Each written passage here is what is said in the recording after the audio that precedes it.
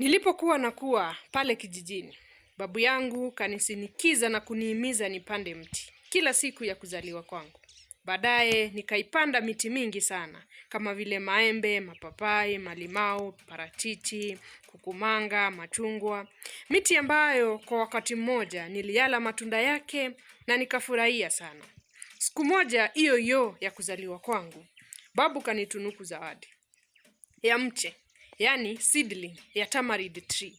Huko Mombasani wanayaita matunda yake ukwaju. Sijui huko kwenu mnayahitaji. Nikapanda ule mti. Lakini katika zile harakati za kuupanda, nikawa na maswali mingi sana. Kwa sababu huko kwetu ilikuwa inaaminika, ukipanda tamarind tree, hautaweza kuyala matunda yake. Yani inachukua muda mrefu sana kutengeza yale matunda, kiasi ya kwamba itakapokuwa inayatengeza, we mwenyewe utakuwa kufa. Nikamuuliza babu baadaye, imekuwaje leo? Ukanisinikiza nipande mti ambao sitaweza kuyala matunda yake. Babu akanyamaza kisha akajibu hivi. Hivyo kwenye maisha. Unapowaza leo unapanda. Unaponena unapanda.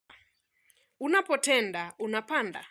Na kwa wale ambao ni waumini kama mimi na wewe, unapoomba unapanda pia. Kuna mambo ambayo unayafurahia siku ya leo ambayo hukushiriki katika ufanisi wake.